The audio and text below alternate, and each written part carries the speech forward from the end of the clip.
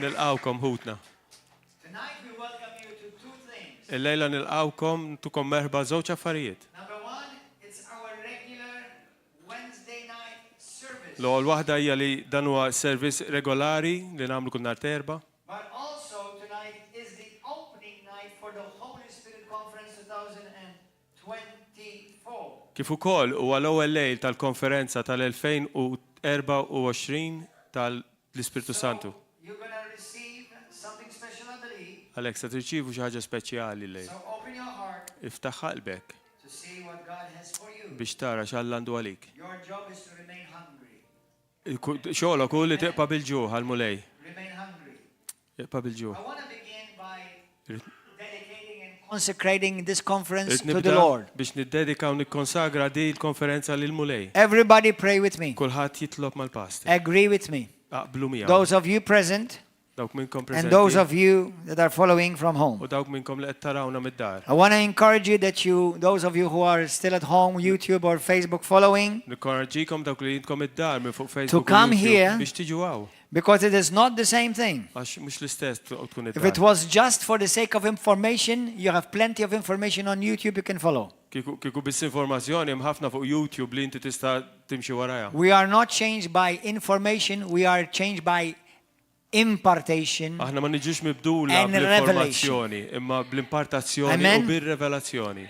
And when you show to God that you are serious and you've made an effort to be present, God will find you very attractive. U mbagħad meta inti turi lil Alla li inti qed tieħdu bis-serjetà u għamilt ġolok biex tkun hawn għal tolbu. Father God, I want to thank you for tonight, Issir nirringrazzjak. the beginning of Għallejla. this Holy Spirit Il-bidu conference, tal-konferenza the first tal-Spiritu session. Santu, l-ewwel sezzjoni. We want to be sure Irridu nkunu żguri that everything that is said and done li dak kollu li jsir u will jingħad bring glory to the name of iġib Jesus. glorja lill-isem ta' So we Ġesu Kristu. stand in agreement Għalhekk aħna by the authority of Jesus Christ of Nazareth. ta' Ġesu ta' Nazaret. We consecrate Aħna nikkonsegraw ourselves to you lilna lejk first and foremost. l-ewwel net. We consecrate our hearts Konsegraw qalbna so that you will do a work that is pleasing to you in us. għalli inti taħdem fina kif joġob lilek. And we consecrate and dedicate U aħna nikkonsegraw u this niddedikaw conference dil-konferenza to you, Father, lejk missier in the mighty name of Jesus. fis-sem ta' Ġesu Kristu. Every speaker, Kull dak li se every jitkellem, minister, kull ministru, everyone attending, kull dawk li se jiġu and everyone that is going to be helping u kollha dawk li se in jibdew different capacities in this conference. kapaċitijiet differenti Singers, fil-konferenza. musicians, Li ushers, kantaw, li greeters, jdoqqu, and ushers, everyone else greeters, helping. U kulħadd dawk li jgħinu. We dedicate Aħna this work to you, niddedikaw. Father. Dit konferenza lejk. May you receive glory and honor tirċivi unur in u the glorja mighty name of fis-sem Jesus. Ġesu Kristu. And may every word that is spoken U ħalli jkun kull kelma li will be filled with power, tkun mimlija bil-qawwa, revelation, revelazzjoni, healing, fejqan, miracles, Miracli. transformation. transformazzjoni. Lord, we are expecting Mulej aħna that nistennew. in the season that we are in right now, Tal-istaġun li aħna din fih. worldwide, Madwar din kollha. prophetically, Profetikament. in the season, Fis-statu. you are doing something Qed special. tagħmel xi ħaġa speċjali. And I believe U jiena nemmen something special ħaġa speċjali is going to be done sa ssir. in the mighty name of Fis-sem Jesus. Ġesu Kristu. Not only that will bless Mhux us, biss li tbirek but lilna, bless this nation imma tbirek and dan-nazzjon. everywhere else in other U nations around the kull world. nazzjon madwar id-dinja That's why kollha. we pray Għalhekk aħna nitolbu according to the theme of this conference. mat-tema ta' din Send the konferenza. rain of the presence of God from heaven Ix-xita ta' in this mulej, conference il-preżenza tal-mulej and tinżel all over the fil-konferenza u world madwar id-dinja in kollha. Jesus' mighty Fis-sem name. Ġesu Kristu. Hallelujah. Hallelujah. Amen. Shout hallelujah. amen. Ajtu alleluja, halleluja. Go to the book of Morru fi ktib Psalms tas-Salmi. and go to the book of Hebrews, chapter 9. Kif ukoll Lut kapitlu 9. Today, as Illum. is the opening of this message of this conference, Dana l-ewwel messaġġ ta' dil-konferenza by the grace of God, I want to bil-grazzja tal-Alla. stir your hunger and like il-ġuħ Għalek il-ġuħ for more of God. għal-iktar mill-mulej. For more of His presence. Għal iktar mill-preżenza tiegħu. Not only in the church meetings, Mhux fil-meta niltaqgħu. but in every day of your life. Imma f'kull jum ta' ħajtek. Amen. Amen. People of God Nies talla who operate in the power of God publicly, li operaw pubblikament fil-qawwa talla. they have to be people of God Qed ikunu nies talla who seek God secretly. li jaraw il-mulej segretament. People who seek and spend time in the presence of God in the secret, Li jfittxu l-mulej fis-sigriet. God will manifest in the public. Alla jmanifesta fihom fil-pubblikament. In Jesus' name. Fis-sem Ġesu Kristu. And some things I'm about to say, they will bless you, they will stir you up, but don't let them remain at the conference. Xaffariet sa ngħid sajbirkuk u sajqanqluk imma tħallihomx ikunu għall-konferenza biss. Don't let them remain just here and say, well, wasn't that a wonderful message, but strive to live it by the grace of God. Toħroġux minn hawn tajdu kemm kien messaġġ sabiħ imma ħdem kemm tista' Amen. biex dar jkun ħajtek hemm barra. So say this with me, mean it from your heart. U għajda minn qalbek. Say, Holy Spirit, Spiritu Santu. every word that I'm about to receive, Kull kelma li jinsa nirċievi. help me not to forget it. Ejni biex ma ninsijiex. Seal it, Is-silja, register it, irreġistra, burn it aħraqa in my spirit, fl-ispirtu that I tiegħek may be able to live li it nkun nista' every day ngħixha of my life kull jum ta' ħajti. in the mighty name of Fis-sem Jesus. Ġesu Kristu. Amen. Amen.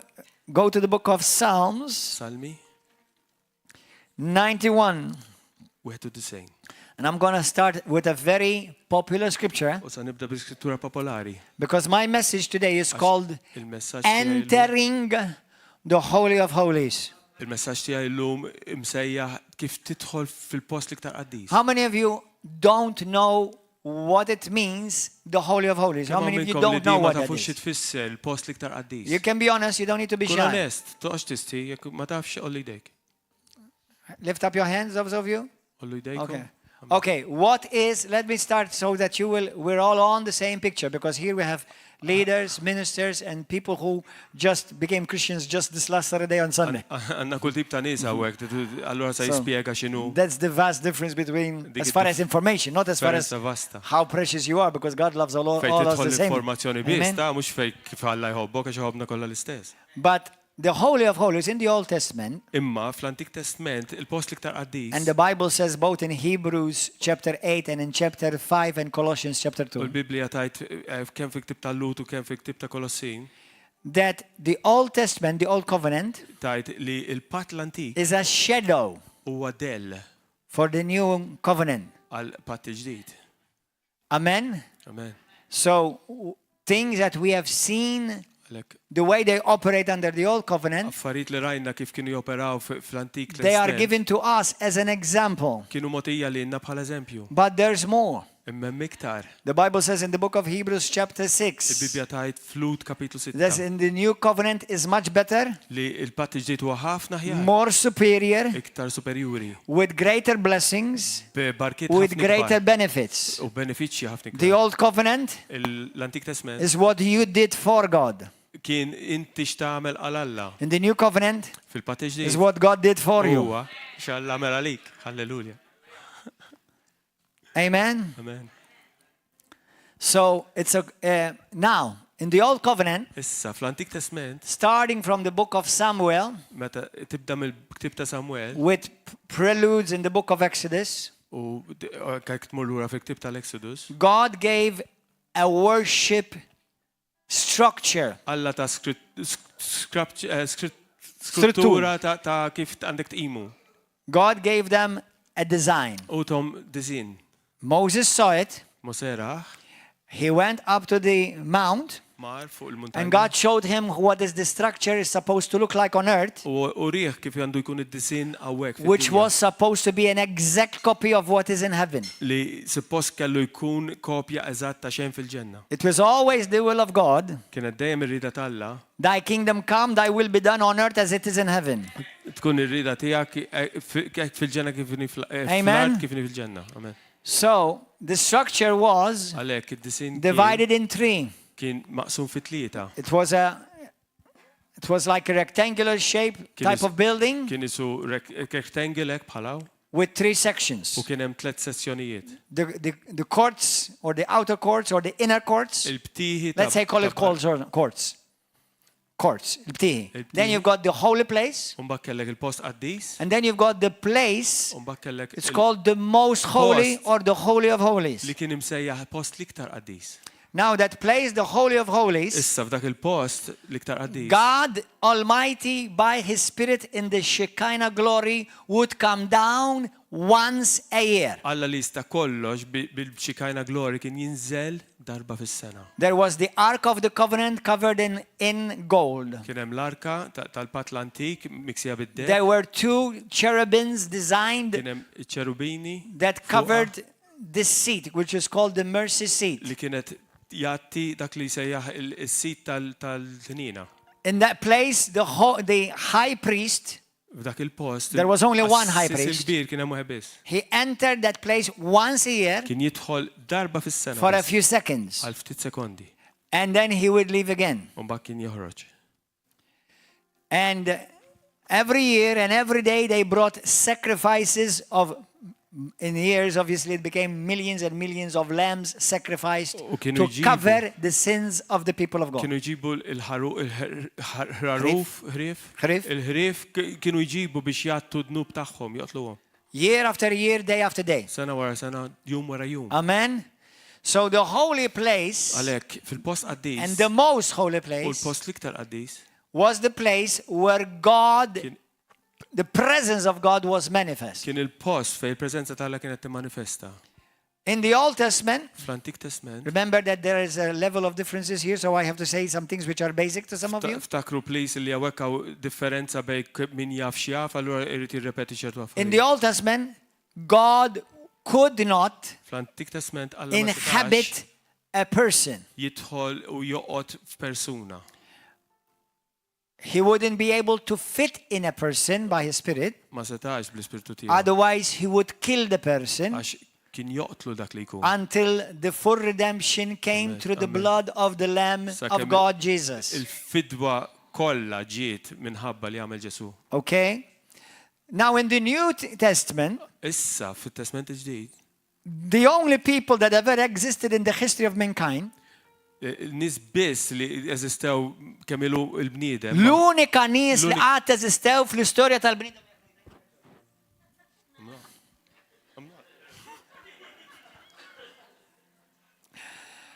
are called Christians. Imsejħin Kristjani. Do you know that there is no other quote end quote religion in the world that God inhabits his people? Tafu li m'hemmx reliġjoni ieħor fejn Alla jidħol fin-nies fid-dinja kollha? You are God's address. Intkom l-indirizz. If anybody wants to meet God, you should introduce him to Jekk him. hemm xi ħadd li jrid jiltaqa' Alla, introduċih. Because you carry him. Għax inti hu qiegħed miegħek inti ġorru. Amen. In the Old Covenant, Fl-Antik Testament nobody could meet God. ħadd ma seta' jiltaqa' They magħmel. could only meet the man who once a year met God. Jistataw jintaqaw ma Alla only biss, ma bħares li kienu jintaqaw ma dak il-qasas il-kbir li kien jintaqa' darba biss fis-sena. Il-qasas il-kbir. So nobody could actually meet God and remain alive because they would end up fried. Ħadd ma seta' jiltaqa' mal-Alla kif nagħmlu issa u jibqa' ħaj. So now God was preparing Alla kienet a jipprepara people nies that he can inhabit, li hu jista' jgħix fihom, be in the presence of, ikkun fil-preżenza tagħhom without frying them. mingħajr ma jaqlihom. Jixwihom. Are you understanding? Tifhmu għadi? Psalm 91, Fis-Salm wieħed u disejn. many people don't realize, Ħafna nies ma jirrealizzawx. but it's actually the holy place, is the tabernacle of God. Imma qed jitkellem fuq il-post l-iktar il-post qaddis. Psalm 91 talks about, the tabernacle of God. Jitkellem fuq it-tabernaklu talla. It was, God spoke to Moses about to build him a tabernacle to meet with his people. Alla qal il-Mosè biex jibnilu t-tabernaklu. So when you claim Psalm 91, għalhekk meta inti tiklejmja Psalm you have to live it. Tittejxa. Seek to live it. Fittex li tgħixha. Psalm 91 is the tabernacle of Moses. Psalm 91 huwa tabernaklu ta' Mosè. I dwell in the secret place Jiena of ngħix the Most fil-post High God. sigriet ta' I Alla l-Oli. abide in the shadow of the Jiena Almighty. noqgħod fid-del ta' dak li jista' kollox. Who could do that? Min seta' jagħmlu da? Nobody, Ħadd. except you. Barra int. In the Old Covenant, nobody could do that. Fl-Antik Testament di ħadd ma seta' jagħmilha. They could only visit. Setaw iżuru biss. Halleluja. But we are called to dwell. Imma aħna msejħin biex ngħixu hemm. Halleluja. He who abides, Uli he who jgħix. dwells Uli jgħix. in the secret place of the Fil-post Most sigriet. High God, Ta' Alla l-Oli. he shall abide Hu in the jgħix shadow fid-del of the Almighty. ta' dak li jista' kollox. In the Old Covenant, nobody could do that. Fl-Antik Testament di ma setgħux jagħmluha. Moses could only visit. Anka Mose seta' jżur biss. The high priest could only visit. Assis il-kbir iżur biss. The glory of God Il-glorja tal-Alla would come kienet tiġi and then be taken away again. u mbagħad jerġa' jħodha lura. In the New Covenant, Fit-Testament the glory of God comes il-glorja tal-Alla tiġi and remains in you. u teqpa' fik.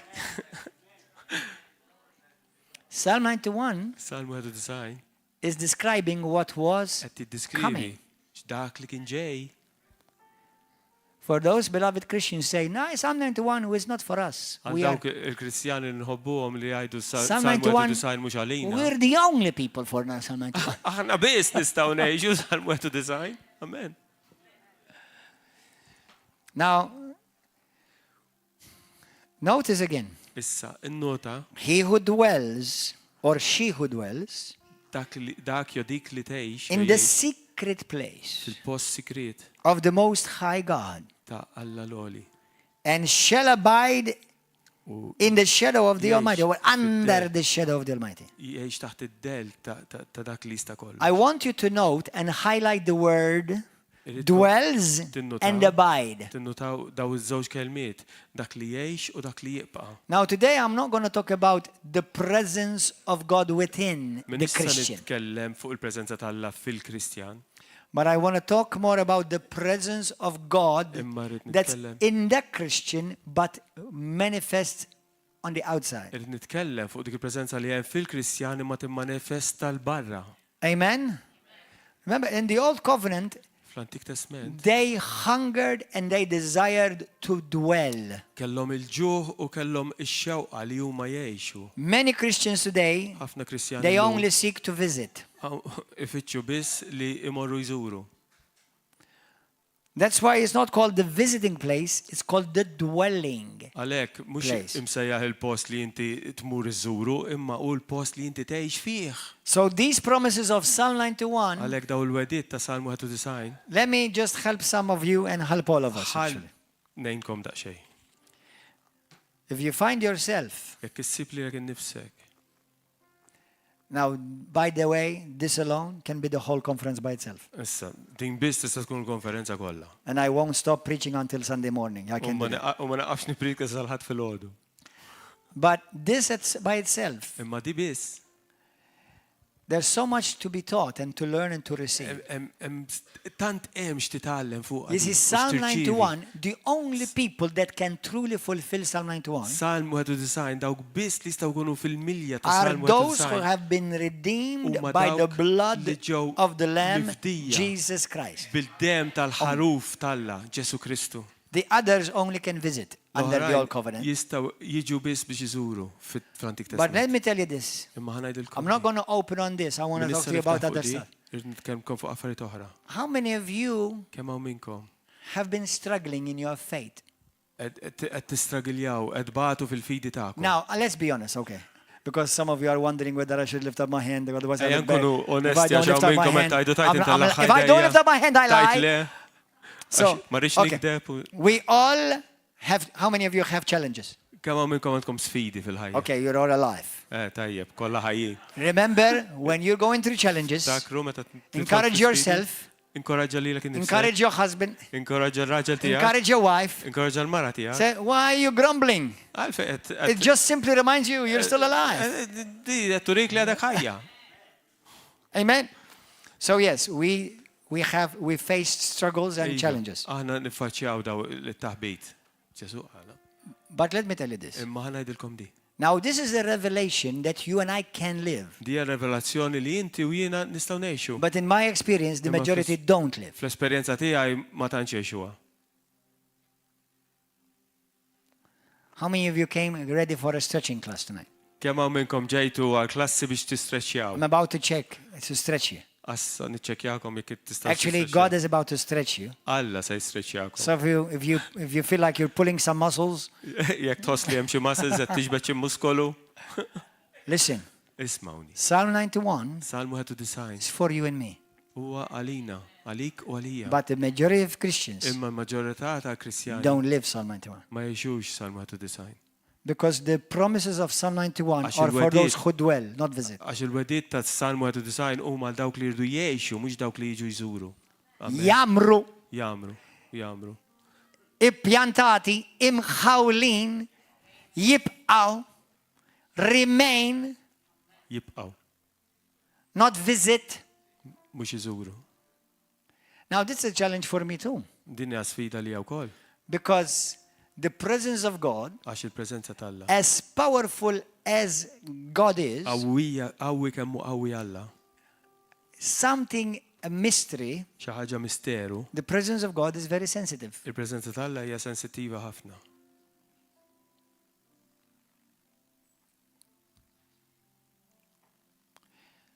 He doesn't reject you or me Ma jiġġettax la lilek u as a child of God, bħala iben jew bint. but he will draw his manifest presence. Imma jista' jersaq lura milli manifesta l-preżenza tiegħu. It's just like fire. Bħal nar.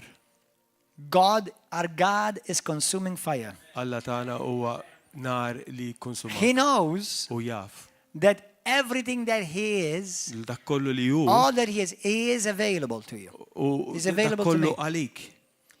I have not always managed Jiena mhux to dejjem dwell, irnexxieli li nagħmar. but I know it is available. Imma naf li din qiegħda hemmhekk għalija. You see, if me and you Jekk inti u jien manage to enter the Holy of Holies, irnexxielna biex nitlu fil-post l-iktar qaddis. all struggles Kull taħbit end. spiċċaw. Amen. Let me give you another revelation Ejjentikom revelazzjoni by the grace of Jesus. bil-grazzja ta' Ġesu Kristu. Psalm 91 is a Psalm- description of the holy place, which is a description of Eden. Salm 91 qed jiddeskriva l-post qaddis li hu You leave Eden, il-ġenna tal-art. struggles begin. Kif titlaq mill-ġenna tal-art jibda t-taħbit. You leave Eden, Kif titlaq mill-ġenna you tal-art meet Satan. tiltaqa' ma' Satana. You leave Eden, Kif titlaq mill-ġenna tal-art you meet sickness and disease. tiltaqa' mal-mart. You leave Eden, Kif titlaq you mill-ġenna meet tal-art curses. tiltaqa' ma' You s-saħħiet. leave Eden, Kif titlaq mill-ġenna tal-art you meet lack, tiltaqa' ma' nuqqas, fear. biża'. Now this, I know it's already making many of you nervous. Di naf li ħafna minnkom mhix toġobkom Now listen, I have made a decision in my life imma jiena mill-deċiżjoni f'ħajti. that just because I have not experienced something, it does not make it any less true. Li jekk jiena ma esperjenza xi ħaġa ma jfissirx li di mhux verità. It just reminds me that I have a lot more still to grow. Imma biss tfakkarni li għandi iktar post fejn ikber. And if you want to grow quicker, U jekk tikber iktar malajr, stop blaming God. iqaf weħħel falla. There is a remedy. Hemm rimedju. And there are people who have entered the holy place U hemm nies li daħlu fil-post and qaddis. lived, abode, and dwelt there. U jgħixu ħajja ta' qlubija. There are not many M'hemmx ħafna because it is a price that you pay. għax hemm press li inti titħallas. I'll be honest with you. Nkun onest magħkom. I know it's available. Naf li din edem, I'm not sure if I'm ready to pay it. u ma nafx jekk inix lest biex jiena nħallsu l-prezz. And if you had to be honest, U jekk inti tkun onest, if I had to be honest with you, jekk jiena nista' nkun onest. everyone I know of you, Kull wieħed li naf minnkom. with love, Bl-imħabba. no condemnation, M'hemmx kundanna. neither many of you are ready to pay it. U m'hemmx ħafna minnkom li lest tħallsu l-prezz. Eden Il-ġenna tal-art is where the presence of God is so tangible and real hija fej preżenza tal-tanti vera u tangibbli that it's more real than you. li hija iktar vera minnek. The Holy of Holies, Il-post l-iktar qaddis it was engulfed with the presence, with the nature and the glory of kien mimli God Himself. bin-natura u bil-glorja tal-Alla nnifsu. That is available to us. Dak huwa hemm għalina. Every compromise we make Kull kompromess li nagħmlu will take a step further out. joħodna passi ieħor il-barra minn dak. I'm not telling you that you lose your salvation. Minix ngħidlek sa titla fis-salvazzjoni tiegħek. I'm just telling you, like the Bible says in the book of Hebrews chapter 2, Ngħidlek kif tajt there are fil-Bibja, many other things that follow and accompany salvation. fil-ktib tal-Lut li hemm ħafna iktar affarijiet li jiġu mas-salvazzjoni.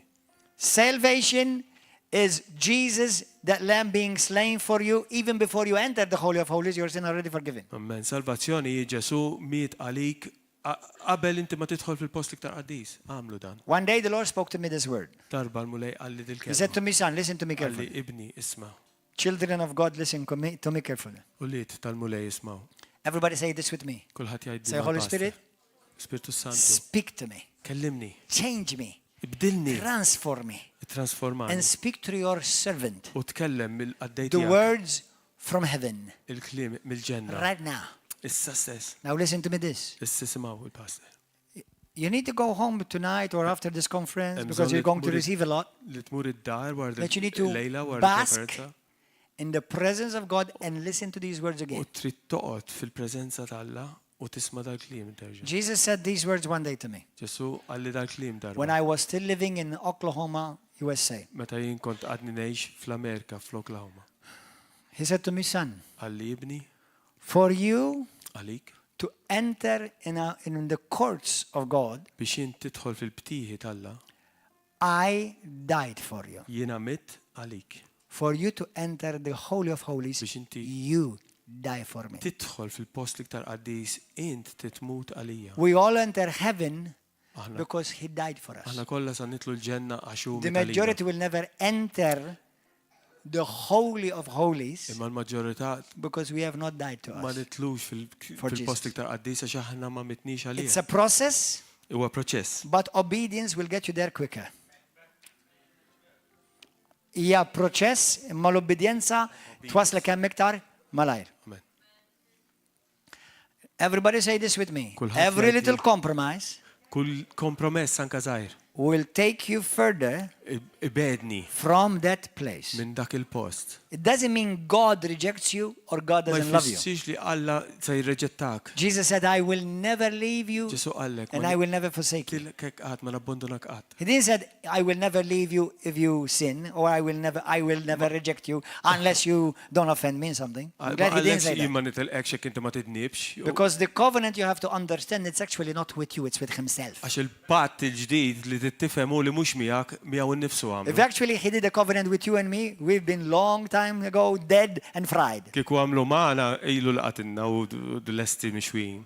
But the blood covenant was between the Father and the Son, Jesus Christ. Amen. Imma l-patt tad-dem kien magħmul bej il-missier u liben Ġesu We Kristu. simply partake Aħna biss and enjoy. nieħdu sem u That's why we are saved.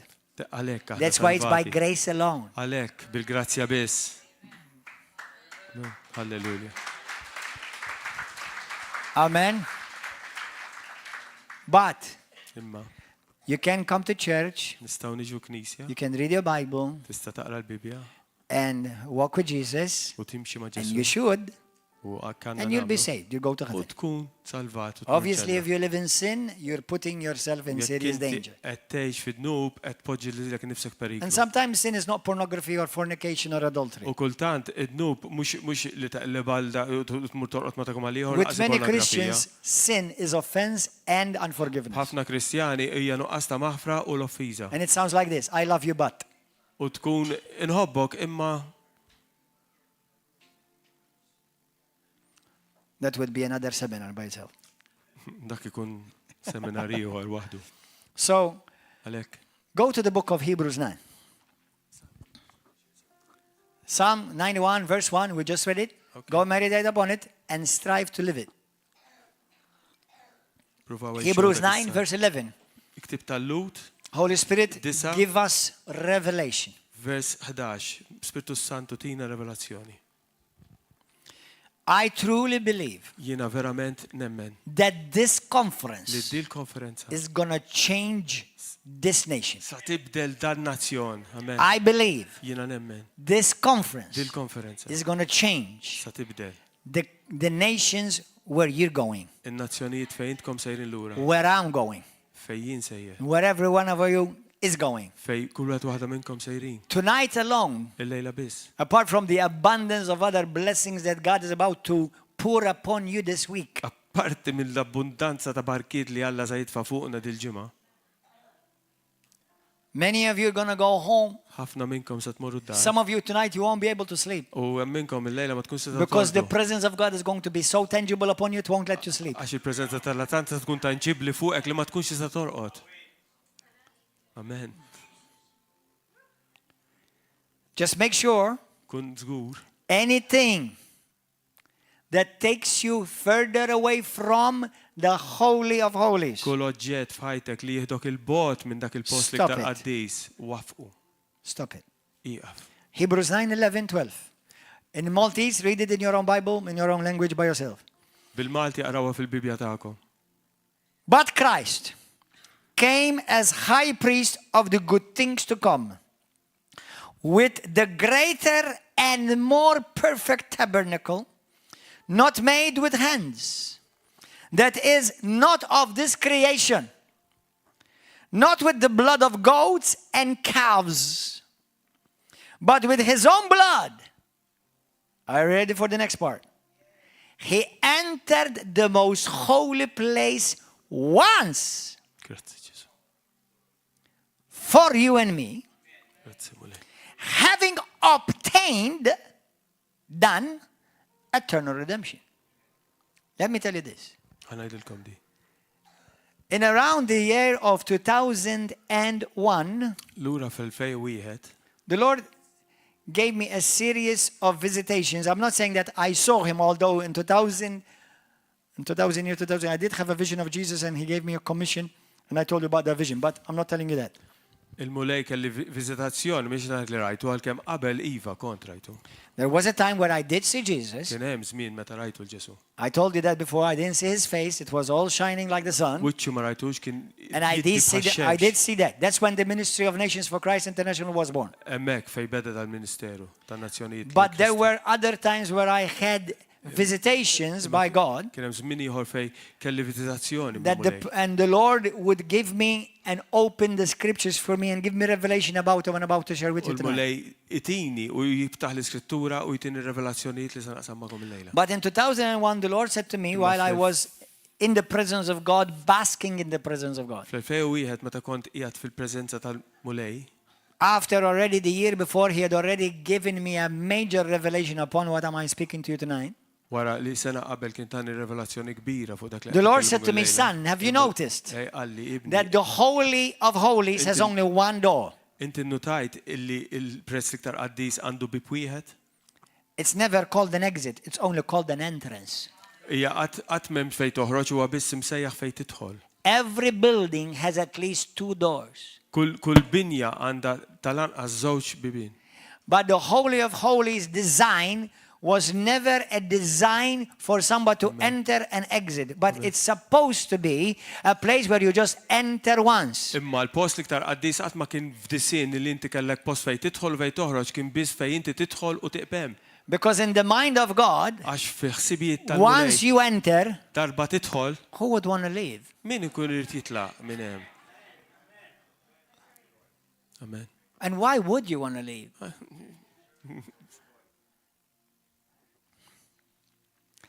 And here the scripture says, Huwa wek he fil-iskrittura tgħid entered the most holy huwa place. daħal fil-post iktar qaddis. Where is Jesus today? Fejn hu Ġesu llum?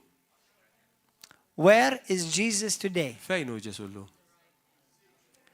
On the right hand of the throne of Fuq God. in-naħa tal-lemin. Do you know where that is? Tafu fejn dan hu? The Holy of Holies. Fil-post iktar qaddis.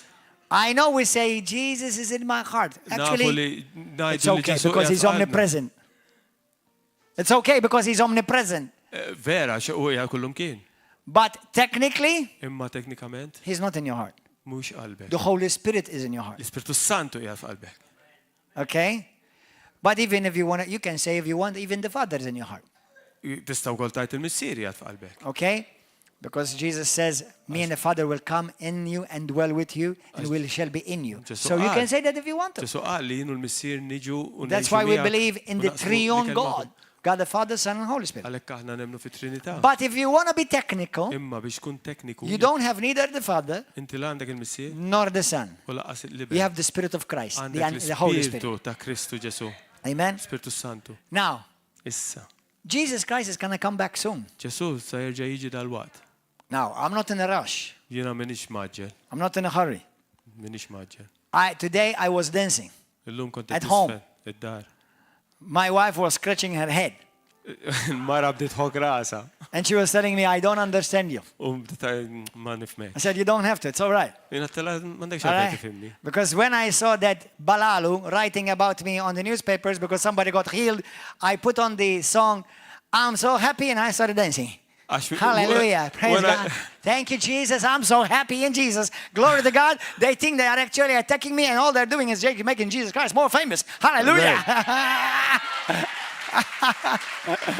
Meta rajt dak liblaħ li kiteb fuqi, ħaseb li sajweġġani, hemm li pjaċira x'ta qed jagħmel Ġesu iktar popolari f'dan nazzjon. Meta fiq xi ħadd u qed jipprova jagħmilha ċajta. I don't care if you think I'm screwed, but I love the way I am. U ma jimpurtax jekk inti taħseb li jien imtektek imma nħobb kif I jien. don't care. I don't care if you think I'm crazy.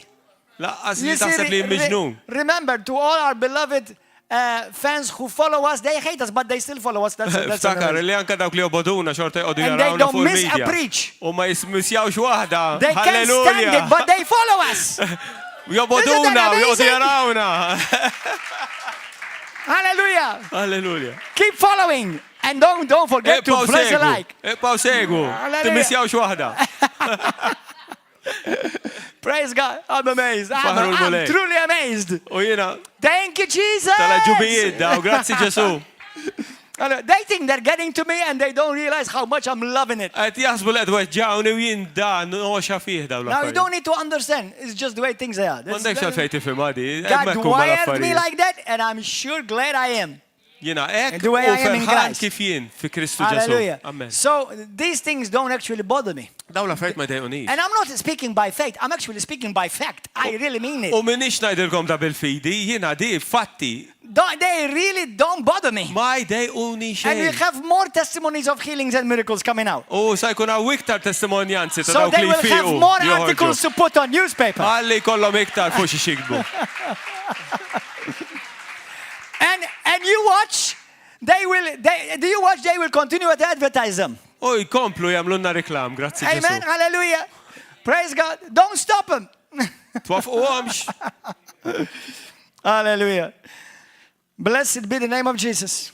Kun imfaħħar li sem ta' Ġesu. So that place Għalhekk dak il-post. is a place where Jesus entered once. Huwa dak il-post fejn Ġesu daħal darba. And Jesus Christ, U Ġesu Kristu when he comes, meta jiġi lura he's coming from that place. ġej minn dak il-post. And guess where he's going to take us? U waqta fejn se jħodna To that place. dak il-post. The Holy of Holies in heaven. Il-post iktar qaddis fil-ġenna. To be at the presence of the throne of God with the Father, the angels, and Tat-tron Amen. tal-missier Hallelujah. u tal-anġli Now. qaddisin tiegħu.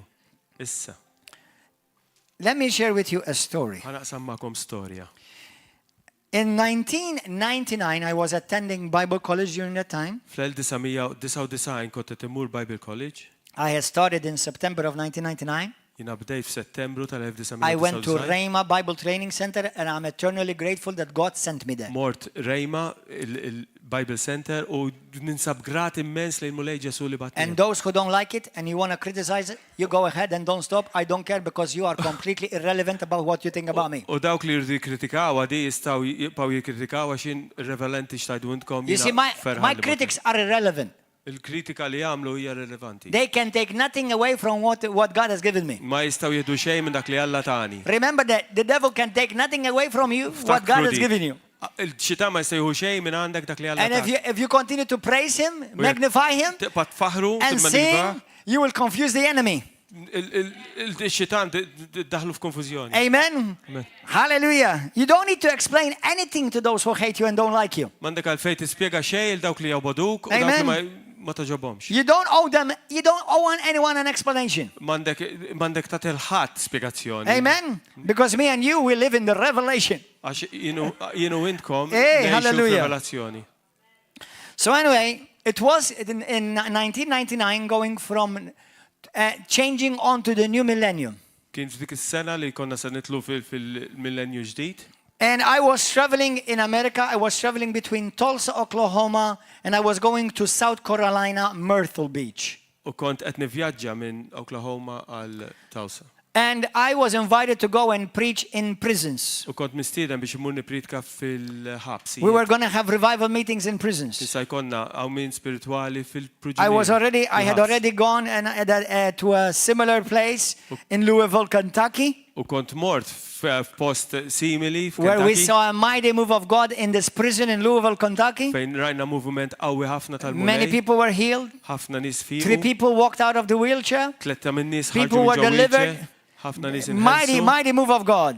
Qawwa kbira And I tal-mulej. was traveling on Greyhound bus. U jien kont qed nivvjaġġa fuq bast It was the last 2 weeks of 1999. It was Christmas Kien and il-miliet? the week after Christmas. Kien il-miliet u l-ġimgħa ta' wara l-miliet qabel iddur is-sena. Yes, exactly. And unfortunately, right after Christmas, U sfortunament wara l-miliet the place where I was staying, which was in North Carolina, fejn kont qed noqgħod ġewwa North Carolina. there was a big snowstorm Kien hemm maltempata kbira tal-borra. between North Carolina and Louisville, Kentucky, in the between of that area of the United States of America, Bej dawk il-postijiet fl-Amerika. practically where this solar eclipse happened right now, just Fejn recently. saru Close daw to- l-eklissi dal-aħħar close to il-bira. there.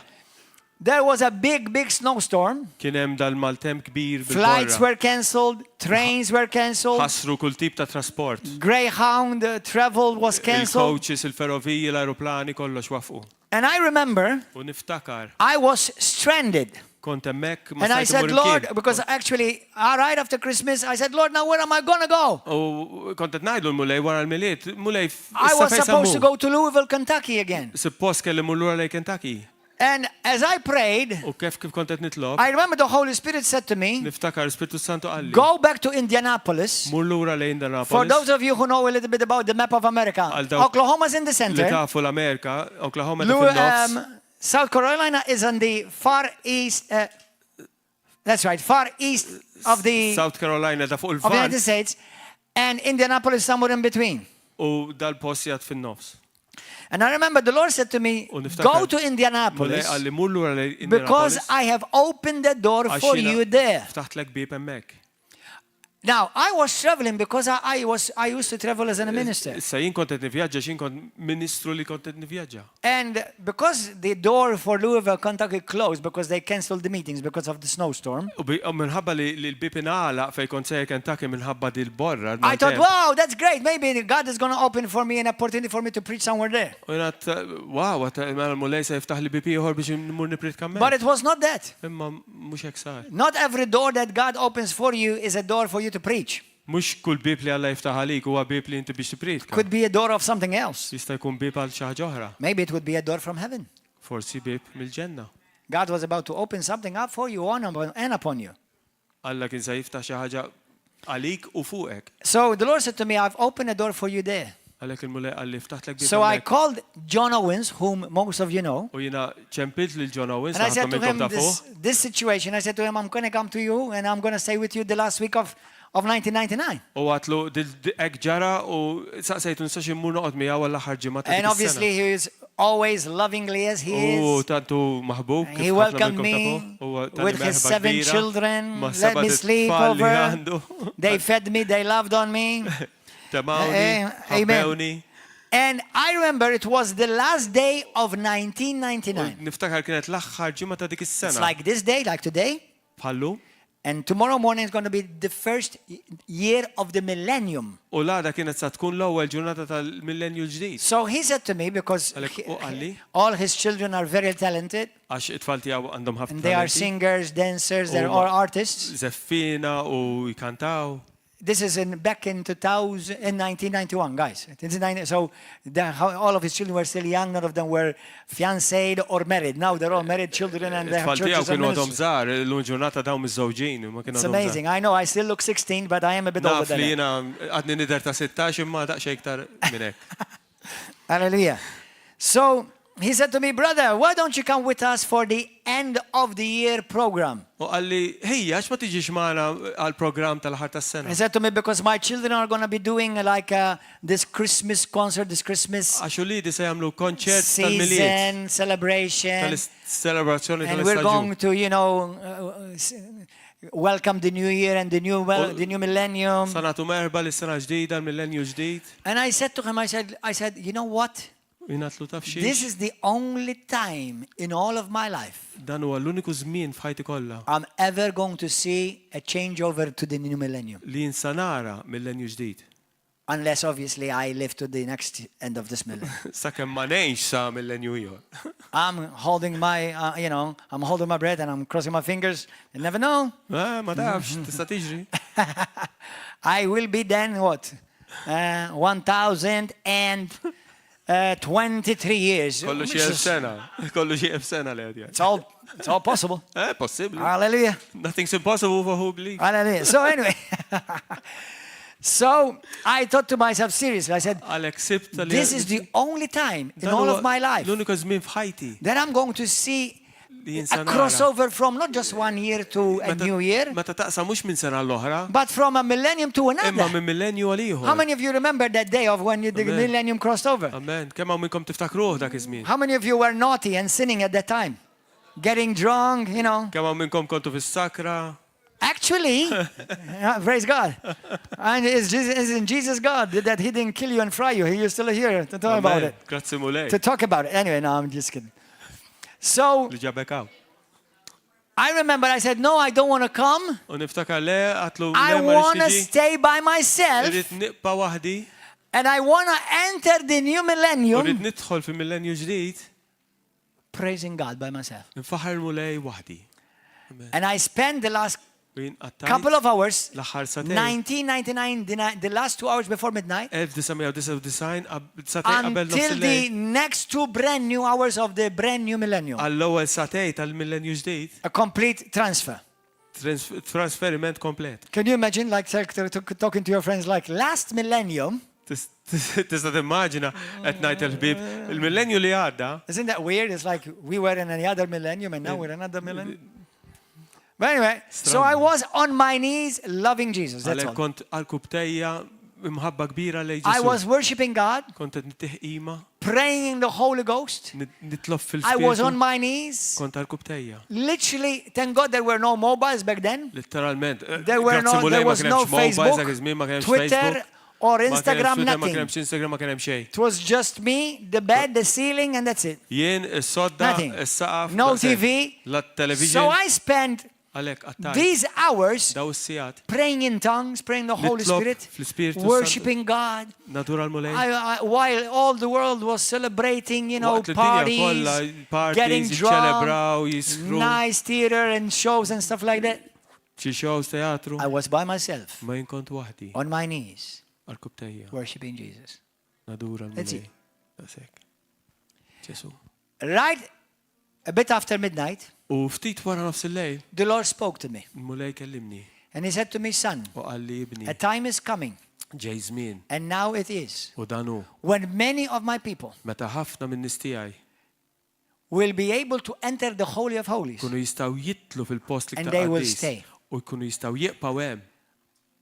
And the Lord started explaining to me U l-mulej beda jispjega how many Christians who seek breakthrough, and I'm not against breakthrough, kemm hawn Kristjani li jfittxu l-breakthrough is because they're accustomed to entering the presence of God and leaving the għax presence of huma God. draw li jitlu fil-preżenza tal-Alla u joħorġu. That's the lifestyle, the normal lifestyle of many well-meaning Christians. Dak huwa l-istil ta' ħajja kif ħafna Kristjani jgħixu. But then he said to me, Imma mbagħad qal li there will be a people, ikun hemm nies before I return, qabel jien niġi they will lura enter that li place jitlu f'dak il-post and they remain there. u jieqpaw hemm. They will be a people of his Goodness. dwelling. There will be a people of his dwelling. Ikun hemm nies li jibqgħu. A people who will walk in the glorious manifest presence of God. Li jimxu fil-glorja manifestata Remember, it's tal-preżenza available. tal-Alla. Dina qedem. Remember, every compromise will take you away from the reality. Takru l-kompromess jieħdok il-bot minn di realtà. And then he said to me, U mbagħad qalli, son, qalli ibni, these people daw in-nies are not just people who love me, mhumiex nies li biss but are iħobbuni, people who are in love with me. imma huma nies li iħobbuni b'dik ħabba intima.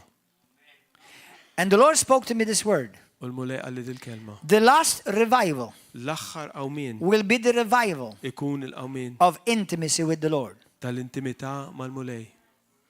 Now, Issa. for those of you who've been a Christian for some time, you're going to understand why. Għal dawk minnkom li lkom Kristjani għal xi żmien sa tifhmu għalfejn. You don't marry somebody you like. Tiżżewwiġ il xi ħadd li jogħġbok. You don't even marry somebody you love. Laqqas dak li inti tħobb. You marry somebody you're madly in love with. Titżewweġ il-dak jew dik li inti tħobbu bħabba You don't tal-ġen. marry somebody that you can be with. Ma tiżżewweġ ma dak li jista' toqgħod You miegħu. marry somebody whom you cannot be without. Tiżżewweġ il-dak jew dik li inti ma tistax tgħix mingħajru jew mingħajrha. These are the people that God is preparing all over the world. Dawn huma n-nies li Alla And tipprepara that's ma' why dinja Jesus will kollha. come and take the bride. U għalhekk Ġesu jiġi u jieħu l-arusa. Amen. Hallelujah. Halleluja. It will be a people Ikunu nies that they can't stand to be without the presence of God. li ma jkunux jistgħu joqogħdu minn barra mill-preżenza Many tagħna. Christians don't realize Ħafna Kristjani ma that jirrealizzawx sin li id-nub makes you walk around spiritually naked. issa qed timxi spiritualment erwin. And please change the way you think about sin. Oh please, ibdlu kif tifhmu Sin is fuq not just id-nub. fornication, Id-nub mhux biss li which is tfornika. a sin. Li hu d-nub. It's not just adultery, and Mhux it is a sin. adulterju għalkemm dak hu It's not, d-nub. but Christians gossip, attack each other. Imma They Kristjani hold jattakaw resentment. xulxin, jgħidu They fuq hold xulxin, unforgiveness. iżommu nuqqas ta' maħfra. I'm about to make many of you nervous. Ħanamilkom nervużi, They walk in fear. jimxu fil-biża.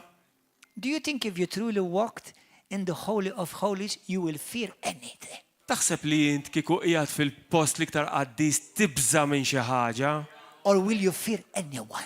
jew xi ħadd? Amen. People who speak in boldness, not No. because they know the theory, is because they've met him. Dawk li jitkellmu biqlubija mhux għax jafu teorija ma xiltaqgħu miegħu. Amen. It's not because they've memorized Philippians 4:13. I can Mhux do għax all things through Christ who immemorizzaw strengthens me. Filippin 4:13. It's good. Tajjeb, There are people who've memorized a bunch of Bibles and they still are afraid of their own shadow. hawn nies li immemorizzaw ħafna mill-Bibja imma jibżgħu minn dellhom. That's why the Holy of Holies is Eden. It's a place where there is no fear. There Alek. is no lack. There is Alek. nothing missing and nothing broken. Amen. Għalhekk il-post l-iktar qaddis huwa l-ġenna tal-art fejn m'hemmx biża, m'hemm xejn mkisser. And let me tell you this. Ħanajdilkom di, The presence of God il-preżenza tal-Alla will take you away from sin. jieħdok il-bot mid-dnub. Doubt is sin. Anka dubju huwa Do you dnub. know how many Christians I meet? Taf kemm niltaqa' ma' Kristjani They doubt the very word of God. li jiddubitaw il-kelma And qaddisa because they tal-Alla. haven't seen something manifest in their Għax life, maraw xi ħaġa timmanifesta then they f'ħajjithom. start, well, I'm not sure if this is for us Oh, jibdaw today. jgħidu li ma nafx li jekk din xallum. Amen. What difference is that between you and the world? X'differenza bejnek li inti tagħmel hekk ma' dawk tad-dinja? How many Christians get deceived and they're going to continue to be deceived? Kemm hawn Kristjani li jiġu mqarqa u jkomplu jiġu mqarqa. If the devil managed to make this question, listen to me. Jekk ix-xitani ġalek tistaqsi din mistoqsija, iżimgħu sew. Has God really said? Ġesu Alla vera qal. You're already out of line. Inti diġà ħriġt mit-triq. Can't I ask questions, Ma Pastor? nistax nistaqsi mistoqsijiet jien, Pastor. Adam and Eve asked questions when they considered an alternative from God. Adam u Eva staqsew mistoqsijiet meta konsidraw alternattiva ta' dak li Alla qal. Amen. Get that. Ħudu għadi. Let it challenge you. Ħallija Let it tisfidak. stretch you. Ħallija Let it tistreċċjak. crucify you. Ħallija tstellak fuq is-salib. The moment you've asked a question, Il-mument li inti tistaqsi mistoqsija. you're already missing it. Diġà timmisjaw. You're already considering an alternative to what God said. Diġà tikkonsidra alternattiva ta' dak li Alla qed jgħid. When I say I'm a Bible believer, Meta jien ngħid li jien nemmen fil-Bibja, I am a Bible believer. jiena nemmen fil-Bibja. That means if I don't see it, if my wife doesn't see it, if my dog doesn't see it, if my kids don't see it, and if none of you see it, it is still the word of the living God. Amen. Jiena nemmen fil-Bibja anke jekk ma naraħix, jekk il-mara ma taraħix, jekk il-kelb ma jaraħix, imma jien nemminha x'edhem fil-kelma t'Alla. And my job U l-ċoli is not to bend God's standards, mhux biex nawwex l-istandard but t'Alla. for me to rise up to Jien them. biex nitla l-istandard t'Alla. How are we going to see the supernatural? Kif sa naraw How are is-sopranaturali? we going to walk in the presence Kif of sa nimxu God? fil-preżenza t'Alla? By doubting. Bil-intubitaw? We have no idea how much it offends God when we doubt what M'għandniex He idea promised. kemm noffenduh l-Alla meta niddubitaw. But why, Pastor? But why, Imma għaliex, Pastor? għaliex, Stop Pastor? asking that dumb question. Iqaf, It's tistaqsi dik taking you out of your holy of mistoqsija. holies. Għax qed tieħdok il-barra mill-post iktar qaddis. Instead of saying why, God, Minflok tajt għaliex Alla, say how, God. għajt kif Alla. How must I remain there? Kif jien nista' What x'nista' nagħmel must xi I neqpem? do to remain there? Nista' nagħmel jien biex inneqpa f'dak il-post. Well, maybe God has changed. Forsi Alla nbidel. Or maybe God doesn't heal anymore today. Forsi Alla m'għadux ifejjaq illum. Or maybe God doesn't deliver anymore Forsi today. Alla m'għadux jeħles illum. I'm not even going to argue. Believe that. Laqqas biss argumenta miegħek, tittemmen dik, emmen dik. I'll see you in heaven. U narak fil-ġenna. There are certain things I cannot teach you. Hemm ċertu affarijiet ma nistax nagħlmek. Things you will only get certain things only by being in the presence in the holy place of God, and because you'll get there instantly a mighty supernatural download by revelation, and when you see it, nobody will be able to take you away from it. Affarijiet li tara biss meta inti tidħol fil-preżenza t'Alla ma toħroġ minn hemm, dawn l-affarijiet se tarahom biss meta inti tiqpem. But the doctor said, Imma t-tabib qal, but the medicine said, imma l-mediċina but tajt, science said, imma x-xjenza tajt. don't tell me, Tajt it's lix. useless. You are not Għalxejn. in the level where I can share any Inti revelation with m'intix you. f'livell li nista' naqsam revelazzjoni miegħek. That's it. We admire people who walk in the presence of God and the glory of God. Aħna nħobbu dawk in-nies li jimxu fil-preżenza t'Alla, And fil-glorja you will t'Alla. find the majority of Christians also constantly ask and why and what not and what. U ssib li ħafna Kristjani dejjem jistaqsu għaliex u Enter the holy place. idħol fil-post iktar qaddis. All the answers are there. Il-tweġibiet kollha li qed fittex qegħdin hemm. All the answers are not for you to just come to church. Yeah. Tweġibiet mhux qegħdin biex inti tiġi And coming to knisja. church you should. U għandek tiġi knisja. Apart from you are the church. Minn barra li inti l-knisja. Okay?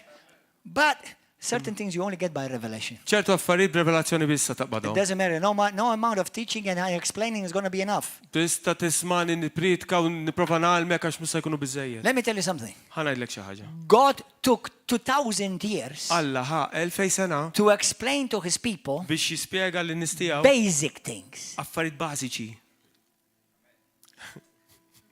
In 2,000 years, I'll explain it to you. Fil-2000 sena oħra nispjega ħilek.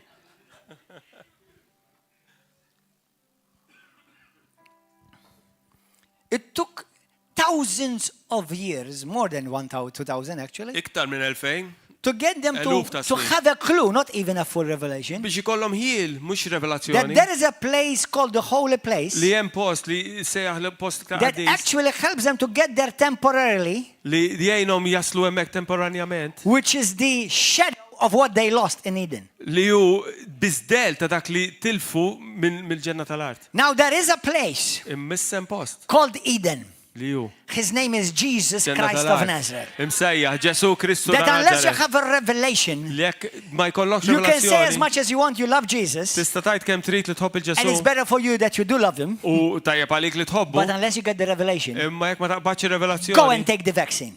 murħu l-vaċċin, Go and take the medicine. murħu l-mediċina. I'm not telling you don't take medicine. Minix qed ngħidlek toħodix, I'm not telling you don't go to the doctor. minix qed ngħidlek mhux anti tabib, But I want to say to you boldly, imma rrid ngħidlek biqlubija there is a place li hemm post that no doctor, li l-ebda no tabib, medicine, l-ebda no mediċina, science will l-ebda ever be able xjenza, to get you in. Nothing. xejn.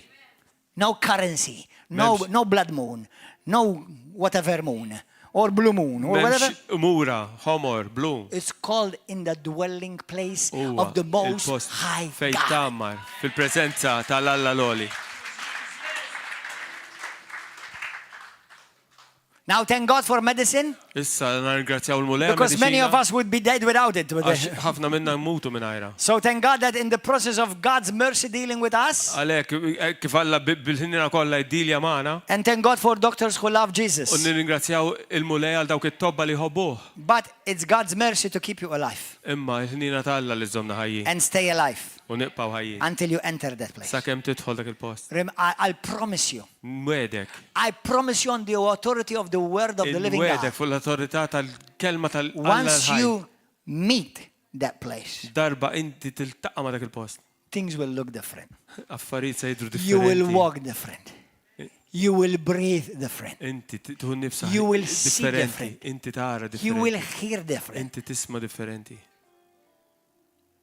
But I cannot take you there by explanation. Ma nistax neħdok hemm bit-spjegazzjoni. Hunger is going to take you there. Ġuħ li l-mulej se jħdok hemm. Revelation is going to take you there. Revelazzjoni se tħdok hemm. And when you find it, Meta inti ssibu. make sure that nothing gets you out of it. Żgur li xejn ma joħorġok minn hemm. Amen. This is not for the world. Di mhux tad-dinja. Din mux dottrina jew talim għad-dinja. Amen. This is for kingdom people. Din hija biss għal nies To tas-salta stir up your hunger. biex inti For there is a għallek place il-ġuħ għax hemm post. for you and for me. Għalik u għalija. And I remind you again, U nerġa' nfakrek. every little compromise, Kull kompromess żgħir kemm hu żgħir. as much as God will never leave you and not forsake you, U dan ngħidu anke jekk nafu li Alla ma it will rob jitilqekx. you. Jisraqlek. It will rob you. Jisraqlek. There are Christians. Hemm Kristjani. If you tell them to do something, Jekk tgħidhom biex jagħmlu xi ħaġa, they get challenged. jkunu ħossu sfidati. Because, and if you feel challenged, U inti tħossok sfidat. because the apostle or the pastor told you to do something, Għax l-apostlu jew l-pastor għalek biex jagħmel xi ħaġa. you're not there yet. M'intix hemm. M'għadek ma wasalx. You're not there yet. Għadek ma wasalx. Adam and Eve Adam u Eva did not have an opinion. ma kellhomx opinjoni. God's will was being done. Ir-rida talla kienet qed issir. Adam and Eve Adam u Eva knew no fear, ma kinux jafu biża, knew no limits. ma kinux jafu limiti.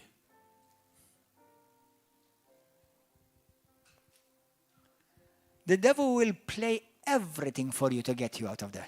Ix-xitan jagħmel minn kollox biex joħorġok minn dak il-post. He will use your dog, your cat, Juża your husband, kelb, your wife, il-qattus, your, il-raġel tiegħek, your il-mara friends, tiegħek, your il-ħbieb brothers, tiegħek, your sisters. ħutek, Well-meaningness. dawk li jidru tajbin. Don't confuse the will of God with well-meaningness. Tawwaċ ir-rida talla ma dak li jidher li hu tajjeb.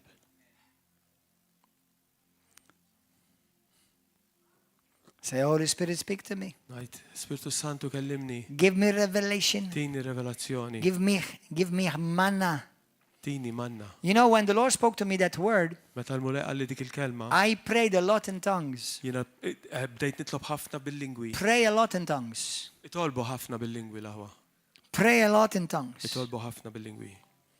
God's house and God's presence Id-dar talla u is l-preżenza called the talla dwelling place, huwa l-post fej inti tagħmar. not the visiting place. Mhux dak il-post li inti iżżur. Now let me tell you this. Let me speak to the general Christian crowd. Issa ħan nitkellem mal If you're struggling still to read the Bible, Jekk inti qed issibha bitqila biex taqra l-Bibja, if you're still struggling to come to church, jekk inti għadek issibha bitqila biex tiġi knisja, you're far away from that qiegħed place. il-bot minn dak il-post.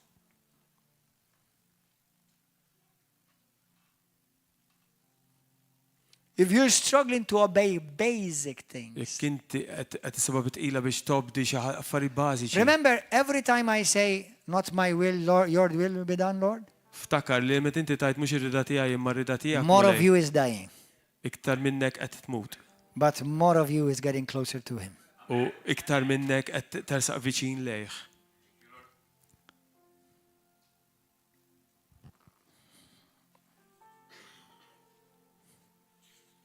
Hallelujah. Halleluja.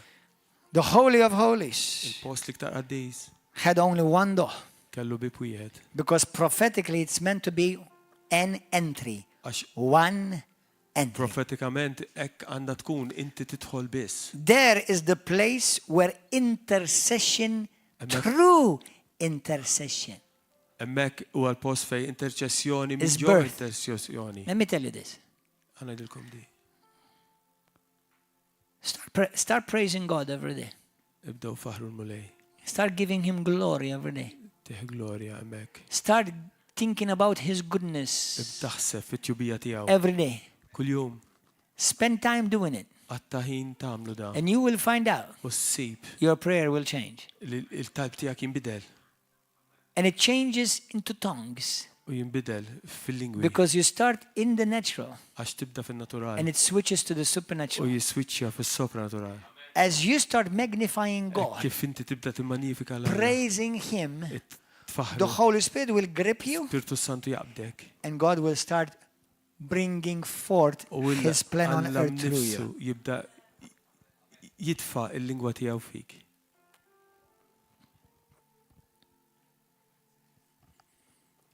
As you hunger for His person, Kif inti tixxenna għal-persuna tiegħu, He will manifest His huwa presence. jimmanifesta l-preżenza tiegħu.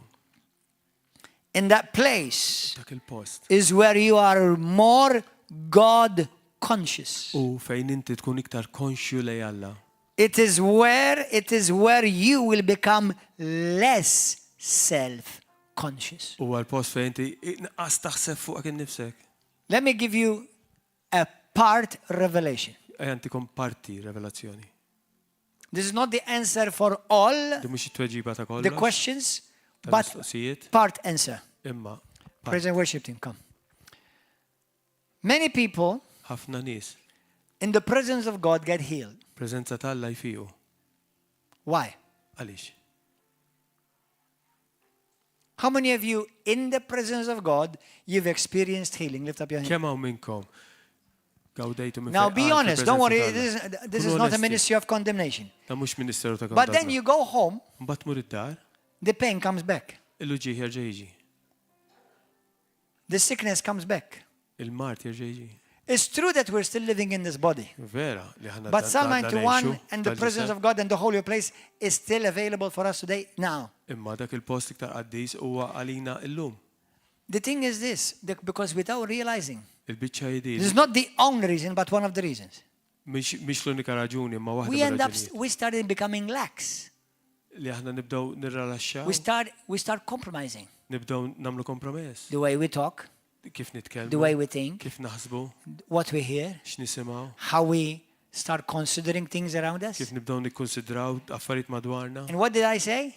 U x'in ma jgħidu? Every step away Kull pass il-bot will take you away jitbedek from His glorious presence. mill-glorja, preżenza In glorjuża His tiegħu. presence, Fil-preżenza tiegħu. I'm talking about not just His Minix omnipresence, qed ngħid il-preżenza tiegħu li hu qiegħed I'm kullu talking kien. about His manifest Qed presence. nitkellem fuq il-preżenza manifestata tiegħu.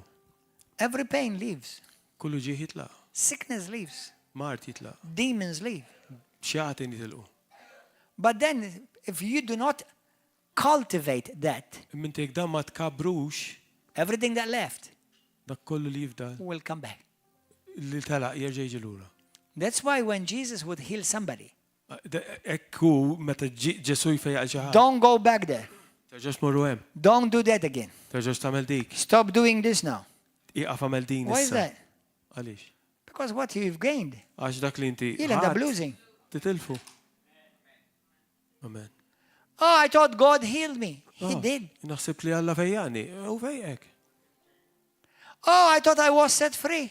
Naħseb li nħlist. Pastor, I thought I was set free from drugs. How come I had the desire for it again about 2 days later? Nħlist mid-droga, kif Did you remain in the same presence that you were when you were at church? Inti ġaj mor dik il-prezenza.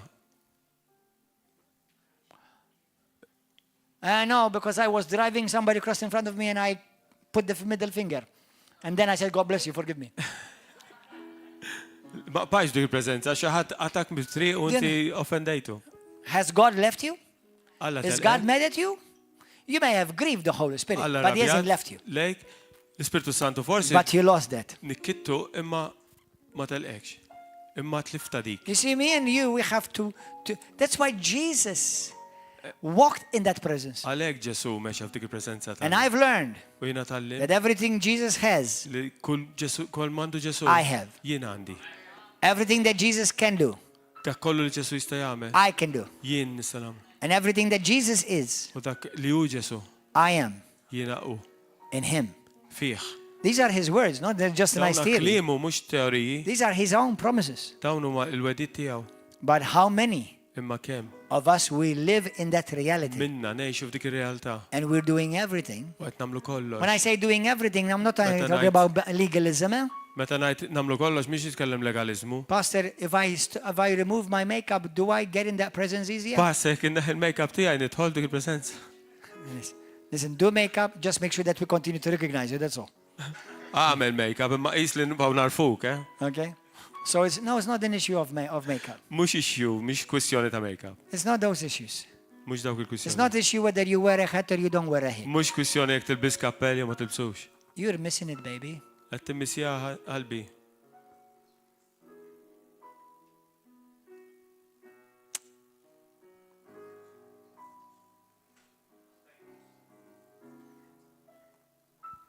Grazzi Ġesu.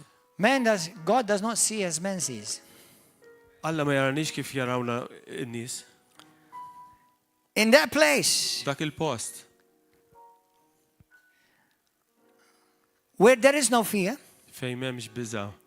because we're not aware of anything that we can be afraid of. Għax aħna ma nafu b'xejn f'dak il-post li nistgħu nibżgħu minnu. We lack faith Aħna għandna nuqqas ta' fidi. because we become more aware of our weaknesses and our limitations Għax inkunu iktar aware tal-limitazzjonijiet u tad-djufijiet tagħna. rather than His strength and His unlimited power and ability. Minn flok fuq il-qawwa li huwa għandu.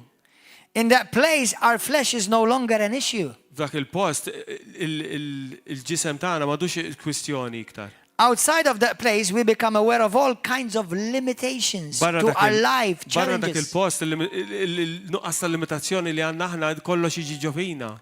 I'm about to end with this message today. U sa nispiċċa dal-messaġġ. Adam and Eve Adam u Eva became self-conscious saru konxi tagħhom infushom the moment they stepped out of the presence of God il-mument li huma ħarġu mill-preżenza t'Alla and they lost their God consciousness. u tilfu illi huma kienu konxi t'Alla nnifsu. Sin gets you out of that place. Id-dnub joħorġok minn dak il-post Dwelling in the presence of God. li tammar fil-preżenza Dwelling, t'Alla. everybody say Kulħadd dwelling. jgħid tammar. Drives sins away from you. Id-neħ id-dnub minn ħajtek. Legalism drives you away from the presence of God. Il-legalizmu jneħħik mill-preżenza t'Alla. Lack of faith drives you away Nuqqas ta' from the fidi idbedek minn Alla. unforgiveness. Li ma taħfirx, nuqqas ta' Lack mafra. of passion. Nuqqas ta' passjoni. Lack of consecration Nuqqas ta' konsegrazzjoni. drives you and gets you to miss out of the presence of God. Idbedek u timmissja l-preżenza t'Alla. Abiding in the presence of God, Li inti tibqa' in the Holy of Holies, fil-postik ta' Qaddis. will eradicate fear from you, Inneħħi kull biża minnek, doubt, dubju. and it will enable you to walk in love U jgħinek biex inti tgħix fl-imħabba, timxi fl-imħabba. more naturally, Iktar mod naturali, more supernaturally, iktar mod more sopranaturali, supernaturally. iktar mod sopranaturali. And you will laugh at calamities and challenges. U tibda titħaq meta tiġi sfida f'ħajtek. The more that you are conscious of self, Iktar kemm inti konxju tiegħek innifsek, the less you walk conscious of God. inqas timxi li inti konxju. The more tal-Alla. you are God conscious. Iktar kemm inti konxju li Alla What f'ħajtek. I was able to do this afternoon by the grace of God alone. Dak li instajt nagħmel illum or l-offsinar bil-grazzja Laugh. tal-Alla, nitħaq Put on the song I'm happy u kont verament because in ferħan. truth Għax fil-verità I am. jien ekku. Because when you now I'm not telling you that I'm always there although it is available. Minnix qed ngħidlek li jien dejjem f'dak il-post, imma hemm hu għalik u għalija. And when you taste it, U meta dan il-post idduqu, you will strive to live and abide there. taħdem biex tibqa' f'dak il-post. Now we're gonna miss it sometime. Issa kultant aħna se nmissjaw għadi. Although don't make that as something you claim, huh? Għalkemm mhix tagħmelix li xi ħaġa li inti klejmja. We're not destined to miss it. Aħna maħniex destinati li We're nimmissjaw. destined to make it. Aħna destinati li Not to miss nibqgħu hemm, it. mhux li nimmissjaw. But if you miss it, Imma jekk timmissjaw, then go to the blood of Jesus. mur lura lejn id-dem Go ta' to the Kristu. Lamb slain from the foundations Move. of the world. Mur lejn il-ħaruf li Start miet praising Him and thanking Him. għalina b'da faħru. Don't magnify what God doesn't magnify. Timmagnificax dak li Alla ma God will never magnify sin. Alla mhux se jimmagnifika id-dnub.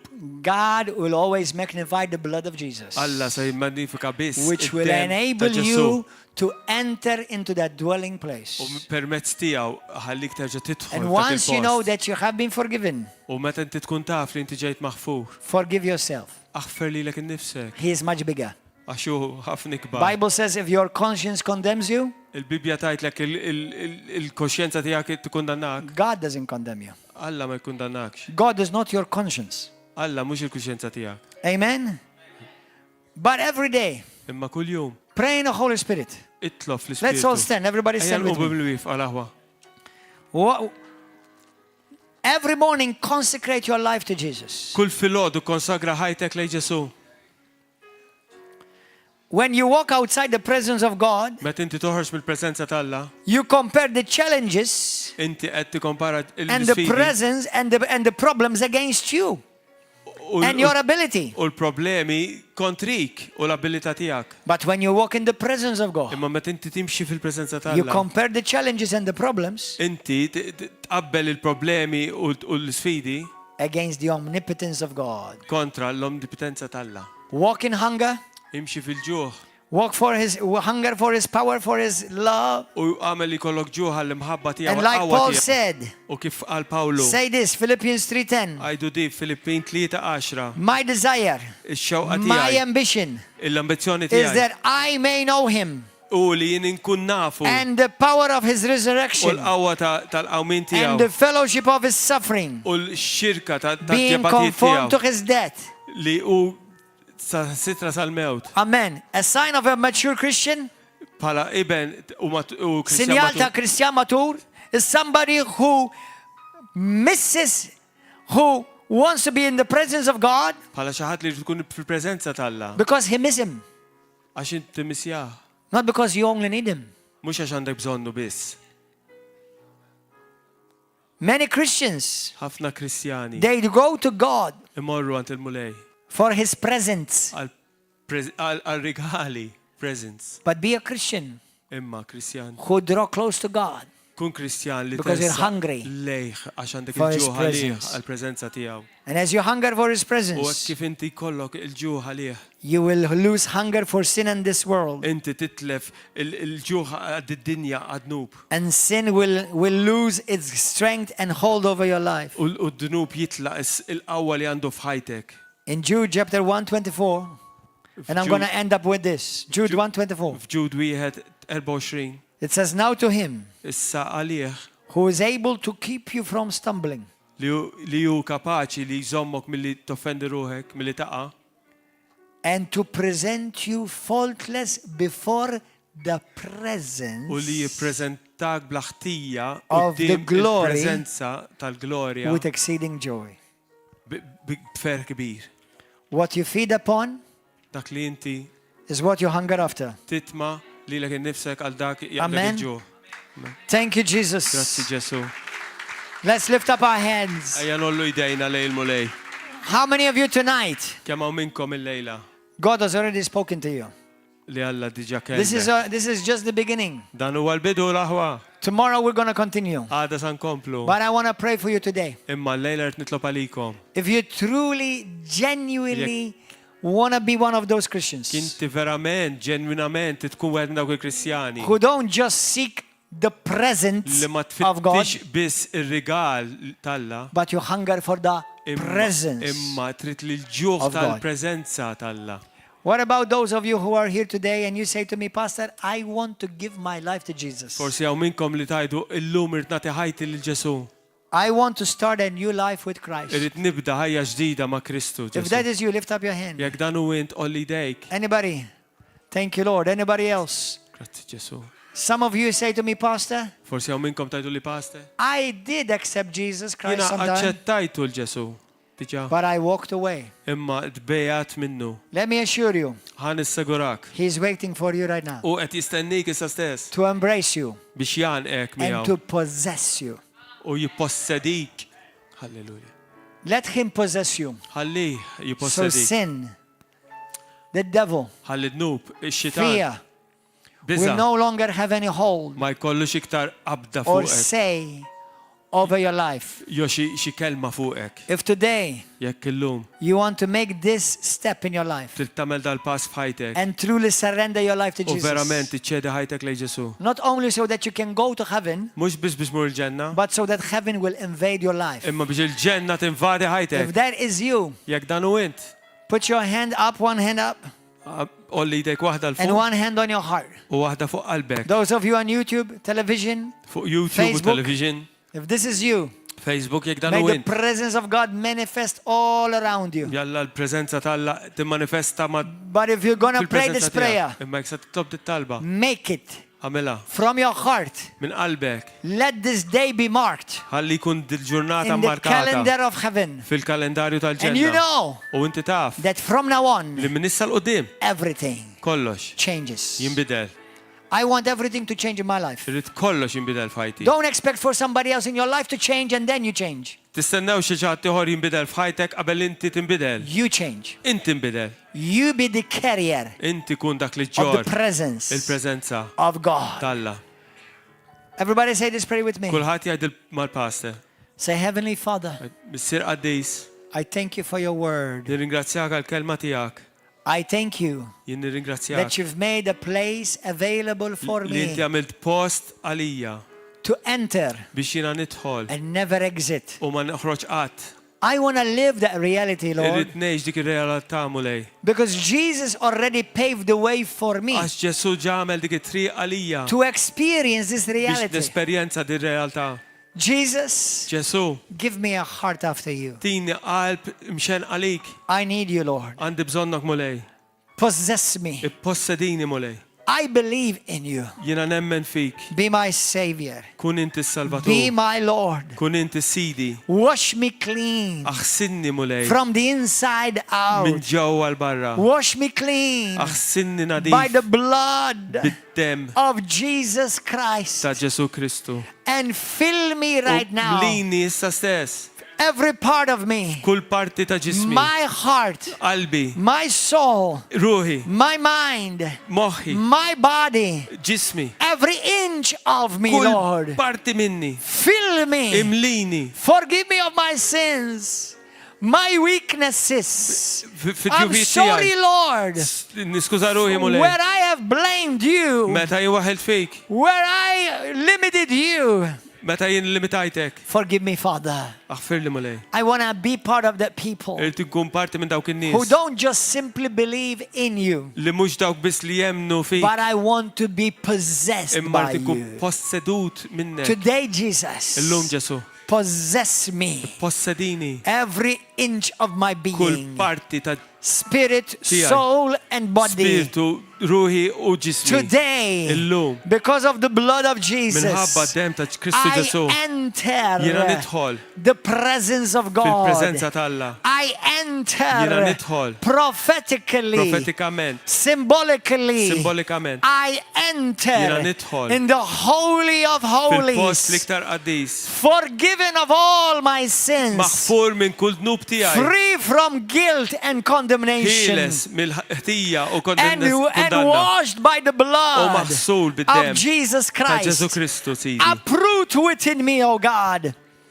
Neħħi minn ġo qalbi mulej. every evil thing, Kull ħaġa ta' ħażen, every temptation, kull tentazzjoni, every wrong idea, kull ideja ħażina, every wrong thought. kull ħsieb ħażin. Remove it from my life. Neħħi minn ħajti mulej. Uproot it from within me Għalaw minn ġo fija by the mill-eruq. power of the Jesus. Bil-qawwa tad-dem ta' Kristu Today I Ġesu. boldly declare, Illum biqlubija by niddikjara. faith, Il-fidi tiegħi. by faith, Bil-fidi tiegħi. I symbolically and prophetically, Jiena simbolikament u profetikament. I enter Jiena nidħol the Holy of Holies, fil-post liktar qaddis. the presence of God, Il-preżenza talla. the place of Eden, Il-post tal-ġenna which tal-art. is Jesus Christ, Li my Savior and my Ġesu Lord, Kristu il-mulej u in s-salvatur all of tiegħi. His fullness. Bil-milja kollha tiegħu.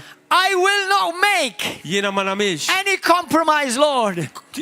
kull I kompromess. will walk in boldness. Nejx I fil-qlubija. will walk in forgiveness. Ma nejx fil-nuqqas ta' I mafra. will walk by faith. Jiena nimxi bil-fidi. Fear has no power over me. Bemx qawwa fil-biża Sickness fija. and disease has no power over me. Mart m'għandux qawwa fija. And I thank you right U jien now. ningrazzjak issa stess At mulej. the count of 3, Malli not I tlieta. visualize by faith Jiena nara that bil-fidi. I enter that Jiena place. nidħol f'dak il-post. In the mighty name of Fissem Jesus, Ġesu Kristu. I will be careful what I say. Jiena noqgħod attent xi I ngħid. will be careful what I think. Jiena noqgħod attent I x'naħseb. will be careful what I hear. Jiena noqgħod attent x'nisma'. And I will be careful what I U do. jien noqgħod attent x'nagħmel. Though you will never leave me, Lord, Għalkemm inti ma titlaqni qatt but I mulej. also never want to leave Imma jien you. ukoll qatt ma rrid And nitlaq your lilek. glorious presence. Il-preżenza In glorjuża the mighty tiegħek. name of Jesus. Fissem Ġesu Kristu. At the count of 3, you're going to take a step forward Malli prophetically. not tlieta hu pass il-qoddim profetikament. Ready? 1, One, wieħed, 2, tnejn, 3. Tlieta. By the blood of Jesus, Bid-dem ta' Kristu Ġesu. I enter in. Jiena dħalt. And I want to U jiena remain rrid in. nibqa'. Right now, Issa stess. I walk into my holy place. Nimxi The Holy fil-post of liktar Holies. qaddis. Post liktar When the qaddis. presence of Fej preżenza God talla. is tangible, Hija is tangibli. real, Hija realtà. is glorious. Hija glorjuża. Jesus, Ġesu, you have set me free. inti ħlistni. Freedom is Libertà. my portion. Fija. Hallelujah. Hallelujah. Shout hallelujah. Ajtu, halleluja. Jesus. Grazzi Ġesu, halleluja. Sobra baba katara baba sata. Lift up your voice, praise him right now. Ollu leħinkom u faħru Praise him right l-mulej. now. Praise him, lift up your voices. Faħru issa stess. Praise him right Pera now. sosso mala ta' People are being healed from sickness and disease right now. Għaw niset ifiju. Pain is leaving your body right U now. ġiħet jitla Heart ġismek issa disease stess. is leaving your body right now. Mart fil-qalb qed jitla Fear, issa stess. oppression is leaving right now. Heart Oppressjoni. palpitations is leaving right Biza now. qed titla issa stess. In the name of Fissem Ġesu Jesus. Kristu. Problems with the neck. Problems in the chest. Problemi fis-sider, problemi fl-on. Problems in your organs, in your body. Problemi fl-organi ta' In your ġismek. stomach. In your Fil-stoku tijak. reproduction area. In the name of Fissem Jesus. Ġesu Kristu. Problems in the joints, in the Problemi muscles. fil-joints u They are fil-muskoli. leaving you right Qed now. jitilquk issa stess. For in the presence of Għax fil-preżenza talla. God is the fullness. Hemm il-milja. Is the fullness. Hemm il-milja. Is the fullness of Hemm il-milja God. talla nnifsu. Every demonic assignment. Kull dak xogħol Every demoniku demonic presence. fil-preżenza talla. Every curse spoken over your Kull life. saħta li ġiet I break it off of you. fuq ħajtek. And I release ikkissirha it minn from your fuqek. life. U I release you right jiena now nirrilaxxak issa from every stess. demonic oppression. Minn dik In l-oppressjoni the name of demonika. Fissem Jesus, Ġesu Kristu. be free. Kun ħieles. Walk in your freedom. Imxi fil-libertà Today, tiegħek. in the Illum. name of Fissem Ġesu Jesus. Kristu. Hallelujah. Praise him, praise him. Halleluja. Faħru l-mulej. Faħru. Sobra baba bakatara baba soto. Pray in the Holy Ghost. Come on, everybody. Tolbu Loud. bil-lingwi l-aħwa. Shiara baba Shera bosondara kan, baba shesa lakata. soroma tassira mal. Lord, we pray for the fire of God. We pray for the glory of God Mulej nitolba to come glorja upon tal-Alla this conference. li taqa' fuq On il-konferenza. all the speakers. Fuq daw kollha li All se over jitkellmu. Malta. Fuq Malta. Over all the Christians. Fuq il-Kristjani Over kollha. all the churches. Fuq il-knejjes Over kollha. all the ministers. Fuq il-ministri kollha. The apostles, the prophets, the L-apostli, teachers, the pastors, the L-allima, evangelists. il-pastors, l-evangelisti, Lord, everyone who profeti. calls upon your name, Mulej daw kollha li għajtu may they bismek. be able to enter Ikunu in. jistgħu In the jidħlu. name of Fis-sem Ġesu Jesus. Kristu. In the name of Fis-sem Jesus. Ġesu Kristu. Hallelujah. Hallelujah. Brokasalamanda. Those of you on YouTube and Facebook, God bless you. We'll see you tomorrow morning. YouTube, il-mulej Or birikkom. we'll see you tomorrow evening at Narawkom 5 għada. and 7 p.m. Tomorrow morning at U 9. għada fil-axija God bless you, fil-ħamsa YouTube and Facebook. God bless u you. fil-seba. Hallelujah. Hallelujah. Praise God.